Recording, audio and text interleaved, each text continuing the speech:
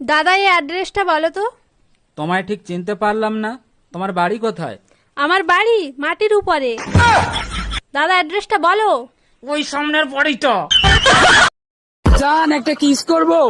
না, একটা কিস করি। বললাম তো না। আরে একটা কিস করলে কি এমন হয়? ওই শালা, আমি কিন্তু সার লাগি, জোর করে করতে পারিস না। যারা আমার নিয়ে সমালোচনা সমালোচনা সমালোচনা সমালোচনা সমালোচনা সমালোচনা সমালোচনা বাদ দাও। ভাত দাও মানে? আপনি সকালবেলা বাজার করছিলেন? ভাত নাই?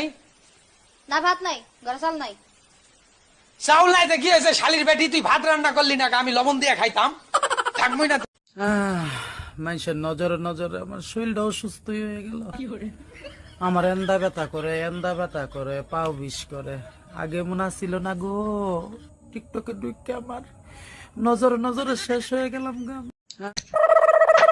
বলছি ও বৌদি, তোমার কোনো বোন আছে?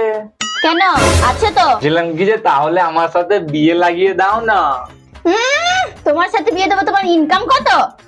আমি তো বাজাজ কোম্পানিতে কাজ করি, 20,000 টাকা বেতন পাই, আর ওপর থেকে 40,000 টাকা কামিয়ে নেই। আমারও বোন হসপিটালে নার্স, 30,000 টাকা বেতন পায়, আর তলা থেকে 60,000 টাকা কামিয়ে নেয়। কি গো বেবি, মেলাতে যাবে না, এখনো রেডি হওনি? কি করে যাব? আমার কাছে একটাও ভালো শাড়ি নেই। আমি জানি তো তোমার কাছে শাড়ি নেই, এই জন্যই তো তোমার জন্য শাড়ি নিয়ে এসেছি। দেখো কি সুন্দর, এই কালারের শাড়ি আমার কাছে ছিল না। হ্যাঁ, তোমার আলমারি থেকে এনে দিলাম। আরে বউ, তুই বলে সবার সামনে বলে বেড়াচ্ছিস ভাত খাবো না। আরে একই কথা রে। খাবো নাই তো? তুমি আমার শাড়ি কিনে দাও না, জুতো কিনে দাও না, কিচ্ছু কিনে দাও না, তোমার ভাত খাবো না। তাহলে তোকে একটা জিনিস দিব, খাবি? ভালো হলে খাবো।